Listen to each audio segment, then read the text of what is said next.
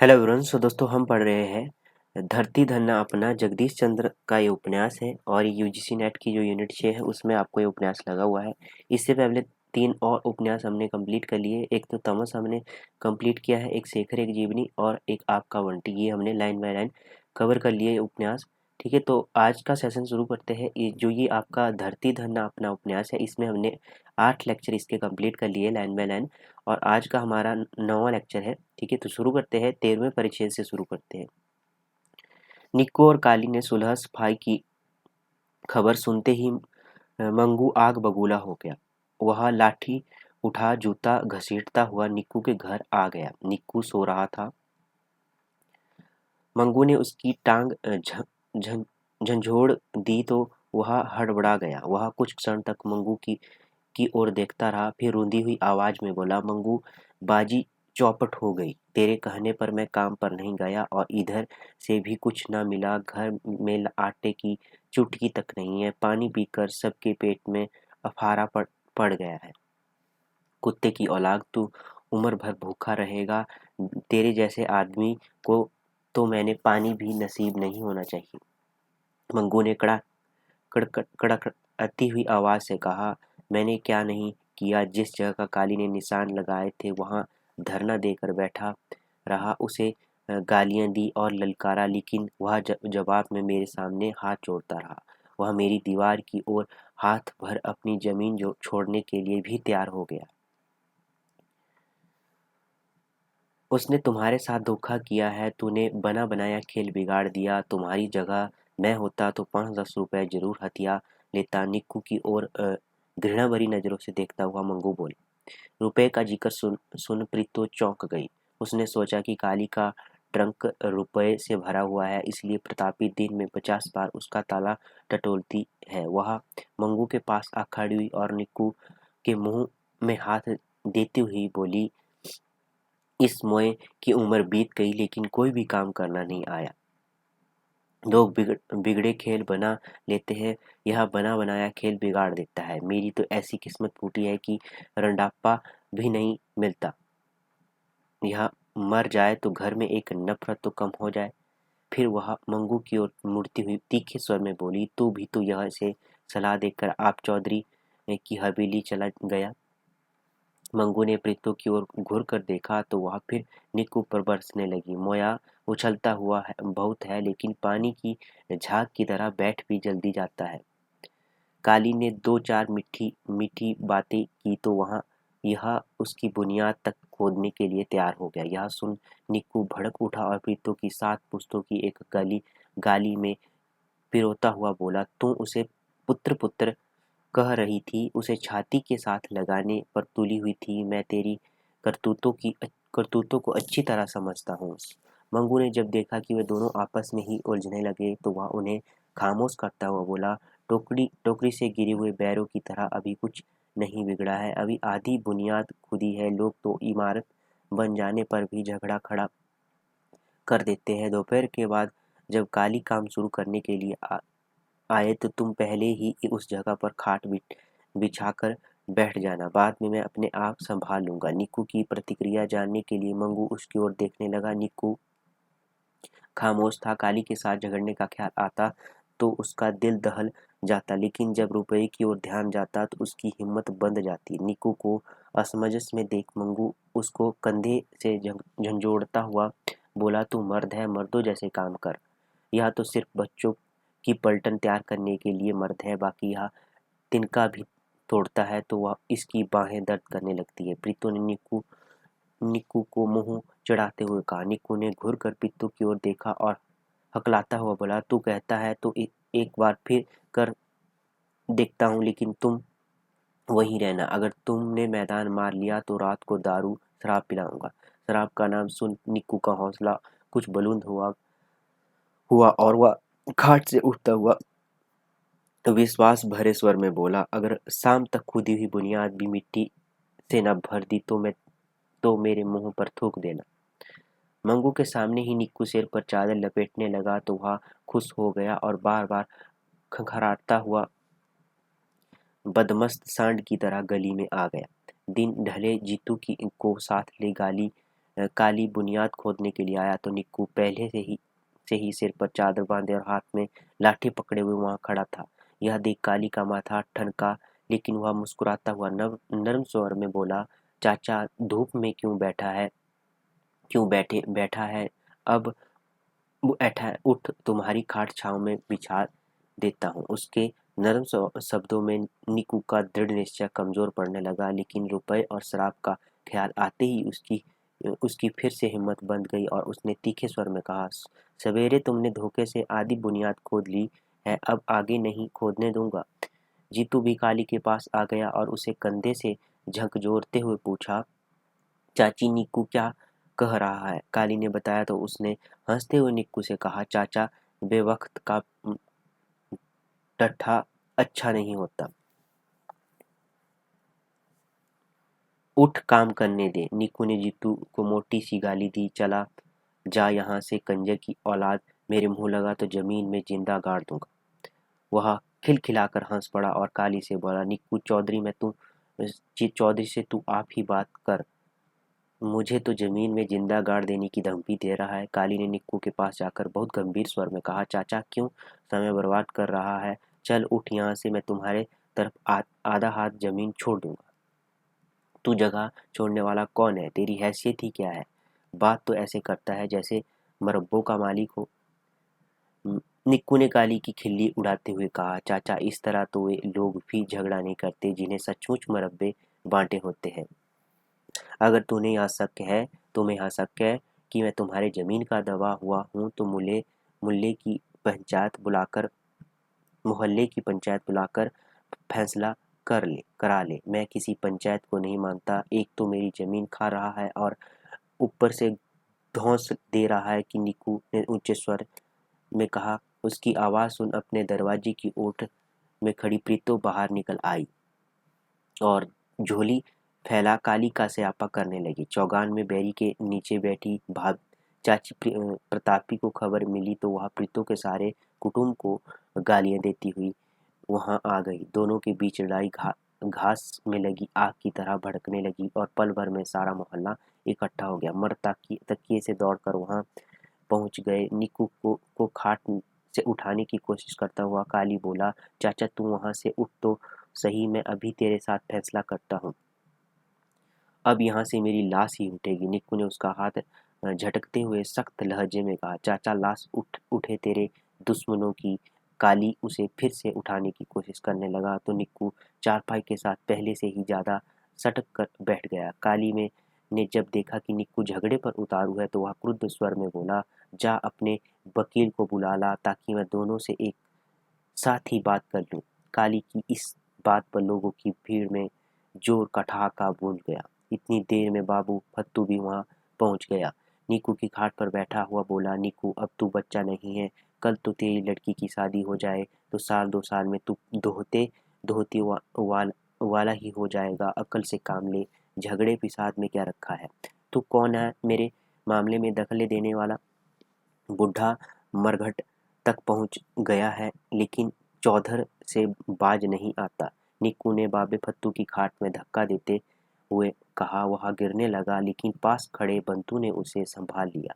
मर्द की जबान कोई चीज होती है। सवेरे अच्छा भला मान गया, अब फिर मुकर रहा है। यह तो जूते का यार है। बंतू ने टोकरा फेंकते हुए कहा। कई लोगों ने उसका समर्थन किया। वहां मौजूद लोगों को अपने विरुद्ध देख निक्कू घबरा गया, लेकिन प्रीतो उसे हौसला देने के लिए गोद के बच्चे के मुंह से पिस्ताना छुड़ाकर बाजू लहराती हुई गालियां देने लगी। जब बाबा फत्तू जमाने को कोसता हुआ वहां से जाने लगा तो निक्कू के पास जाकर जीतू बोला, चाचा भलमानसी से उठ जा वरना मैं खाट खाट समेत तुम्हें गली में फेंक दूंगा। निक्कू ने गाली देते हुए जीतू की ओर लाठी लहराई, लेकिन काली ने आगे बढ़कर उसे थाम लिया और उसके हाथ से खींच एक ओर फेंक दिया। चाचा तू एक झापड़ की मार नहीं है। मैं जितनी नरमी दिखा रहा हूँ तू सब उतना ही सिर पर चढ़ता जा रहा है। काली की लाल आंखें देख निक्कू ने नजरें नीचे झुका ली और मन ही मन में कांपने लगा, लेकिन मंगू की आवाज सुन उसे हौसला हुआ और वह छाती तानकर रौब से बोला, मैं अपनी जगह में बैठा हूँ, मुझे उठाने वाला तू कौन है? काली निक्कू की ओर बढ़ने लगा तो मंगू उसे ललकारते हुए कहा, खबरदार। जो चाची निक्कू की ओर कदम बढ़ाया। फिर वह उपस्थित लोगों को संबोधित करता हुआ बोला, निक्कू को कमजोर जानकर हर कोई उस पर धौंस जमा रहा है। मंगू की सह पाकर निक्कू शेर हो गया और खाट पर खड़ा हुआ उसने चारों ओर देखते हुए ललकारा, अगर कोई इस तरफ कुदाल लेकर आया तो गर्दन तोड़ दूंगा। प्रीतो भी निक्कू के पास आ गई और गोद में रो रहे बच्चे को चुप कराने के लिए उसके मुंह में पिस्तान देती हुई बोली, अगर किसी ने हमारी जगह की ओर देखा तो खून पी जाऊंगी। काली ने जब देखा कि बात हद से बढ़ती जा रही है तो वह कुदाल फेंक कर निक्कू के पास आ गया। चाचा, तू किसी की सह पर क्यों झगड़ा कर रहा है? अपना बुरा भला आप सोच। जीतू ने भी निक्कू को यही सलाह दी तो मंगू ने उसे डांट दिया, तू कौन है बीच में बोलने वाला? बड़ा पंच बना फिरता है। माँ सारा दिन दर दर से भीख मांगती हुई और बेटा लोगों को सिखाया सम, संपत्ति दे रहा है सम्मति दे रहा है। तू कहाँ का पंच है? सारा दिन चौधरी के जूते चाटता है और यहाँ आकर रोब गांठता है। क्या पिछली मार भूल गया जो फिर उछलने लगा है? जीतू ने मंगू का मुंह चढ़ाते हुए कहा। मंगू गालियां देता हुआ लाठी उठा जीतू की ओर बढ़ा, लेकिन काली दोनों के बीच में आ गया और मंगू के सामने छाती तान कर खड़ा हो गया। देखो, झगड़ा मेरे और चाचे निक्कू के बीच में है। अगर तू दखल देगा तो बाकी लोग भी ऐसा करेंगे। हर जगह चौधर अच्छी नहीं होती। चौधर वही करता है जिसे ढंग आता है। मैं देखूंगा निक्कू की जगह तू कैसे बुनियाद खोदता है। मैं खोदूंगा। काली ने कुदाल उठा ली। निक्कू ने उसकी ओर अपनी ओर आते देखा तो उसका दिल दहल गया।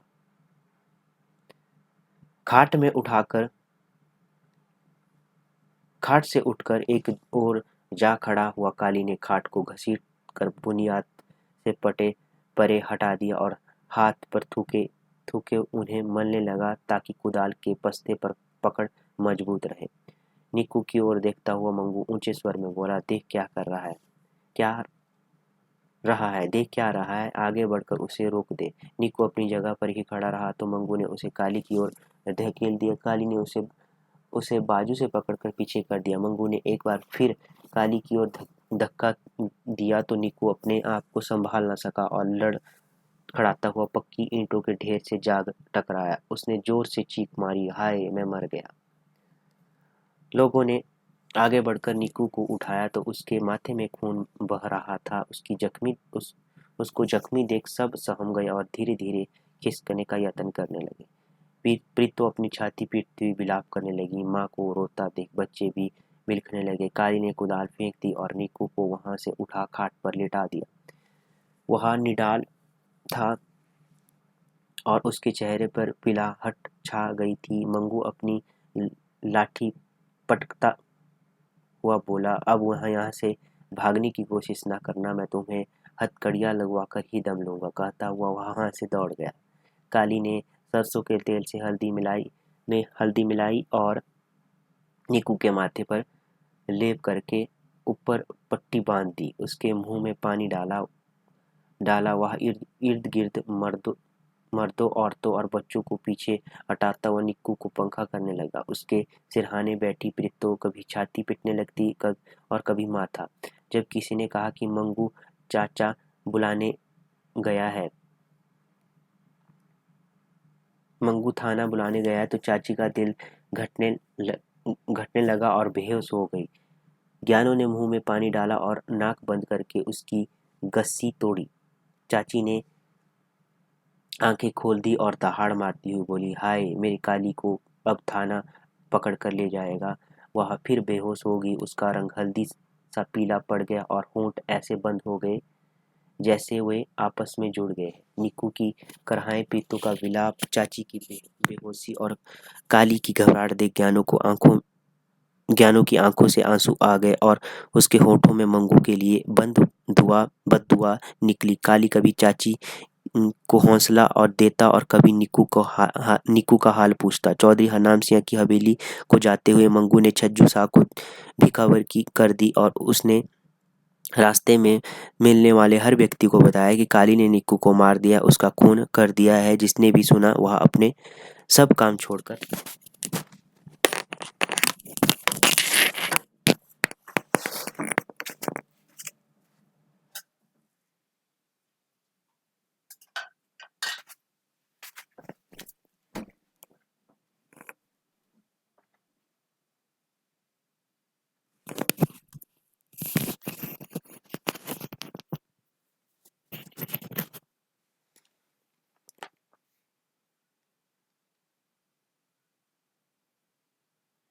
1 मिनट वेट कीजिए।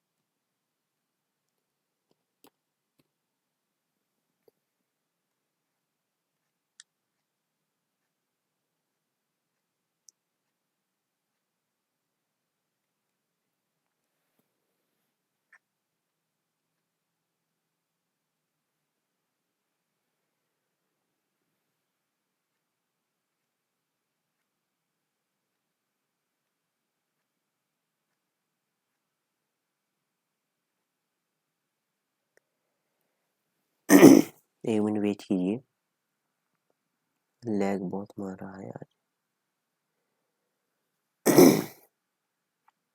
हाँ, यहाँ तक हमने पढ़ लिया था। सब अपने काम छोड़ चमादरी की ओर भाग गए। थोड़े ही समय के बाद मंगू वापस आ गया और उपस्थित लोगों को ललकारता हुआ बोला, यहाँ से कोई नहीं जाएगा, पंचायत आने ही वाली है। मंगू बड़ों को गालियां देता और बच्चों को डांटता हुआ पीछे हटने लगा।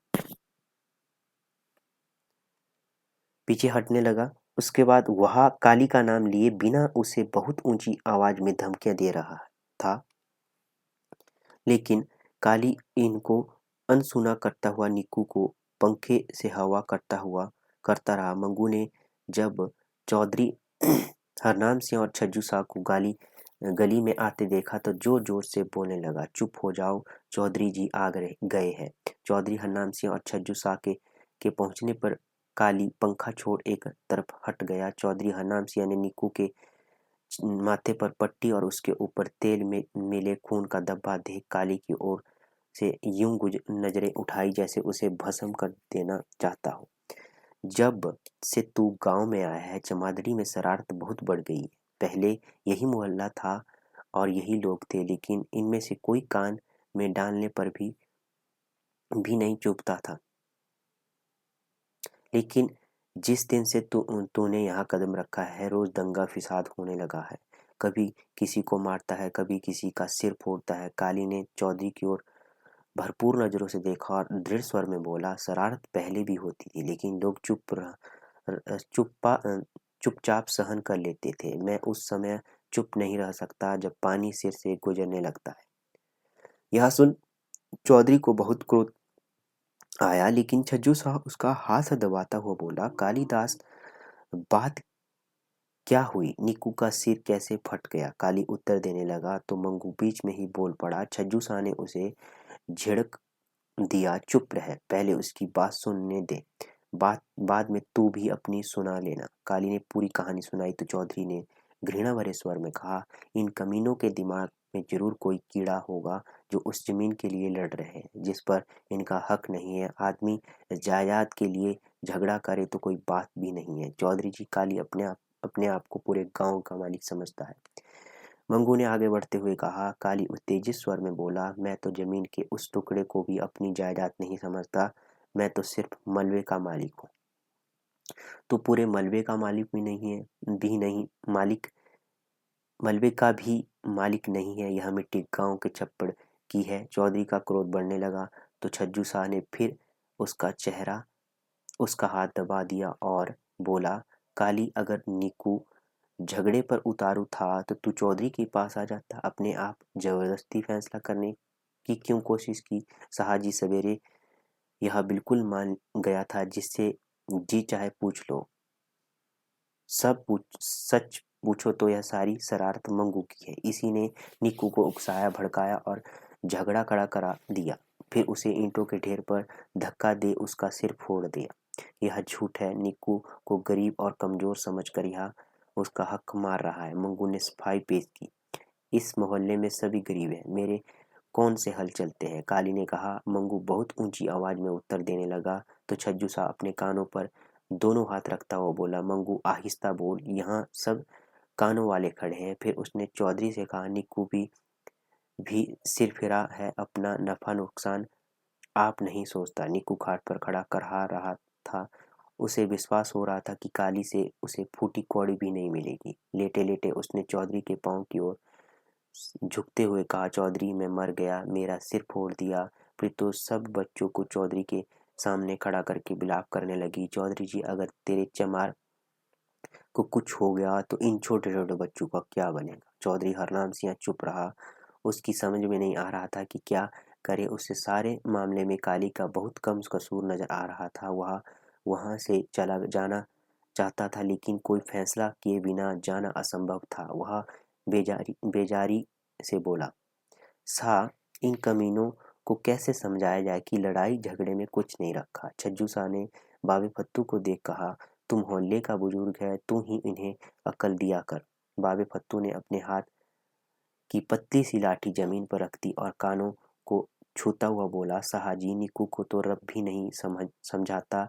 मैंने इसे समझाना चाहा तो पंजे झाड़कर मेरे पीछे पड़ गया। बाकी बाकी रहा मंगू, वह मेरे साथ ऐसे बात करता है जैसे मैं 6 साल का छोकरा हूँ। इस मोहल्ले में शराफत रही शराफत सही रही। यहाँ अब लुच्चा लंडा चौधरी और गुंडी रन प्रधान है। बाबा फत्तू अभी अपनी बात पूरी भी नहीं कर पाया कि गली के मोड़ पर किसी ने गालियां देने की आवाज सुनाई दी। उस आवाज को पहचान छज्जू सा मुस्कुराता हुआ बोला, गड़मण चौधरी आ गया है। चलो इस चलो हम चले, मुनासिब आ गया है मुंसिफ आ गया है, चौधरी हरनाम सिंह ने कहा। एक पतला लंबा सा व्यक्ति हाथ में लाठी पकड़े हुए वहां पहुंचा तो लोगों ने तुरंत रास्ता दे दिया। उसने कमर के गिर्द गज भर साफा लपेट रखा और सिर पर सफेद पगड़ी बांध रखी थी। गड़मड़ घड़मन चौधरी का असली नाम नत्था सिंह है, क्योंकि वह हर आदमी के काम में हस्तक्षेप करना अपना धर्म समझता है। इसलिए लोग उसे प्रायः घड़ घड़घम गढ़ घड़म चौधरी के नाम से पुकारते। वह अपनी वह अपनी सब जमीन बेच खा चुका है। उसकी पत्नी भी बिहार के 2 साल बाद बेऔलाद ही मर गई। नत्था सिंह को कानून और कचहरी दोनों का बहुत शौक है। काम हो या ना हो, वह अपने हर दूसरे तीसरे दिन कचहरी जरूर जाता है। झूठी सच्ची गवाहियां देकर अपनी गुजर बसर कर रहा है। सब लोग उससे डरते हैं क्योंकि वह मुंहफट और बुरी से बुरी बात कहने में भी कभी संकोच नहीं करता। वह बूढ़ों में बैठता है और जवानों में भी, चौधरियों में भी और कमीनों में भी। इसलिए गांव के बारे में सबसे ज्यादा खबर उसे ही रहती है। घड़धम चौधरी को देखते ही प्रीतो दोहत्तड़ मारकर चौपड़ी रोपड़ी, चौधरी तेरे चमार को काली ने मार दिया। कौन काली? घड़धम चौधरी ने चारों ओर देखते हुए पूछा, माखे का लड़का? एक आवाज आई।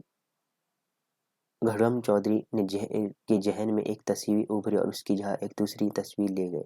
वह काली को पहचानता हुआ बोला, क्यों, तूने ही इसका सिर फोड़ा है? उसने निक्कू की ओर संकेत करते हुए पूछा। फिर चेतावनी देता हुआ बोला, पता इसमें दफा 303 लगी, बहुत बड़ा जुर्म है, उम्र कैद की सजा हो सकती है। यह सुन वहां खड़े लोगों के दिल दहल गए। घड़ढम चौधरी की कानून की सूझबूझ से किसी को इनकार नहीं था। वह बड़े वकीलों के कान कतराता था। वह फिर बोला, कैद भी बामुशक्कत झेल में लोहे की चक्की पीसनी पड़ेगी। यह सुन ज्ञानों का सांस जहां था वहीं रह गया। वह ऊंची आवाज में बोली, निक्कू का सिर काली ने नहीं, मंगू ने फोड़ा है। इस आवाज को पहचानने के लिए कई लोगों की नजरें औरतों के जमघट की ओर उठ गई। घड़ढम चौधरी ने आंखें नचाते हुए कहा, यह बयाना तो मौका के गवाह का मालूम पड़ता है। फिर उसने मंगू की ओर देखते हुए पूछा, तूने इसका सिर क्यों फोड़ा? मैंने नहीं फोड़ा, इसका सिर फोड़ने वाला उधर थानेदार की तरह छाती ताने खड़ा है, मंगू ने काली की ओर इशारा करते हुए कहा। घड़ढम चौधरी को सारा किस्सा बताने के लिए छज्जू शाह ने कहना शुरू किया, चौधरी नत्था सिंह, बातें यूं हुई कि चुप रह, बड़ा सफेद पोश बना फिरता है। घड़ढम चौधरी ने छज्जू शाह को झिड़क दिया, पहले मुझे दोनों फकीरों की बात सुनने दो। छज्जू शाह अपनी झेप मिटाने के लिए फिर बोला, चौधरी नत्था सिंह, मैं इनसे यही कह रहा था कि सुलह सफाई में काम लो। गलत बात है, सुलह सफाई से नहीं, कानून से काम लेना चाहिए। वह छज्जू शाह की ओर घूर कर देखता हुआ बोला। छज्जू शाह ने चौधरी हरनाम सिंह का हाथ पकड़ते हुए कहा, चौधरी जी चलो चले, चौधरी नत्था सिंह आ गया है, वह इनका फैसला करा देगा, हम चलते हैं। उनके जाने के बाद घड़ढम चौधरी ने जमीन पर जोर से थूका और निक्कू की ओर देखते हुए पूछा, तू उसे बुनियाद खोदने से क्यों रोकता था? चौधरी, यह मेरी जमीन दबा रहा है, निक्कू ने रूंधी आवाज में कहा। जमीन दबा रहा था तो पटवारी के पास जाता, वह नाप कर तेरी जमीन निकाल देता। सिर पर चादर बांधकर झगड़ा करने क्यों आया? बुलवा दूं पटवारी को? मेरे पास पटवारी की फीस के पैसे नहीं है। निक्कू ने सारा खेल चौपट होता देख बावेला करना शुरू कर दिया। फीस मैं दे दूंगा, एक बार फैसला तो हो जाएगा। काली ने घड़ढम चौधरी की ओर देखते हुए कहा, वह 2 रुपए लेगा। उसने काली को ध्यान से देखते हुए कहा, जैसे उसकी हैसियत का अंदाजा लगा रहा हो। कुछ क्षण चुप रहने के बाद वह फिर बोला, वैसे तो इस काम की कोई फीस नहीं है, लेकिन अगर फीस ना दो तो पटवारी को कभी जरीब नहीं मिलती और कभी गांव का नक्शा खो जाता है। काली ने हाँ से सिर हिलाया तो घड़ढम चौधरी ने जीतू को बुलाकर रोब से कहा, दौड़कर पटवारी को बुला लाओ, मेरा नाम लेना। हाँ, उसे कह देना कि जरीब और गांव का नक्शा साथ लेता आए। जरीब बोलते जिसे। सब लोगों को पता था कि पटवारी इस काम का 1 रुपया लेता है, लेकिन घड़ढम चौधरी ने 2 रुपए कहकर अपना हिस्सा भी पक्का कर लिया था। जीतू के जाने के बाद उसने काली को कानून समझाया। फिर वह कभी निक्कू को गालियां देना शुरू कर देता, कभी किसी से मजाक करने लगता। उसकी बातों पर लोग हंस रहे थे और तनाव तेजी से कम हो रहा था। जीतू को अकेला ही आते देख घड़ढम चौधरी ने उत्सुकता से पूछा, पटवारी कहाँ है? चौधरी, वहां तो मिला नहीं, उसकी चौकी पर भी ताला लगा हुआ है, लीलो रांड के चौबारे में बैठा होगा, दौड़कर बुला लाओ। फिर वह पटवारी को गाली देता हुआ बोला, साले से लीलो की ही गर्दावरी खत्म नहीं होती। गांव की पटवार कैसे करेगा? पूरे बुरे कामों से हटता नहीं और फिर ताकत के लिए कुस्ते खाता है। औरत ने शर्म के मारे मुंह पर परे कर लिया और मर्द हंसने लगे तो घड़ढम चौधरी भी मुस्कुराने लगा और आंखें झपकाता हुआ बोला, आदमी हथियार है, होशियार है, इस सफाई में गिरदावरी करता है कि किसी को कानो कान खबर नहीं होती, लेकिन मेरे से कोई बात छिपी नहीं रहती। मैं तो उड़ती चिड़िया के भी पर गिन लेता हूँ। घड़डम चौधरी लोगों का मन बहलाने में व्यस्त था कि जीतू जरीब लेकर आ गया और उसने जमीन पर फेंकता हुआ बोला, पटवारी जी आ रहे हैं। जीतू यह सूचना पूरी तरह दे भी नहीं पाया था कि नाक को दबाता हुआ, धोती को संभालता हुआ पटवारी वहां पहुंचा। घड़डम चौधरी उसे देखते ही ऊंचे स्वर में बोला, यहाँ लोग एक दूसरे का सिर फोड़ रहे हैं और तू उधर चौबारे में बैठा टांगों पर मालिश करवा रहा है। गांव के नक्शे में चमाधड़ी के माखे के पुत्र काली के मकान का निशान देखकर उसका रकबा निकाल दे। पटवारी ने नक्शे में काली के मकान का निशान और रकबा देखा और जरीब में मापकर बोला, काली की जमीन निक्कू की ओर आधा हाथ निकलती है। यह सुन गढ़म चौधरी भड़क उठा और निक्कू को मोटी सी गाली दे उसने कहा, देख तेरे बाप की तेरी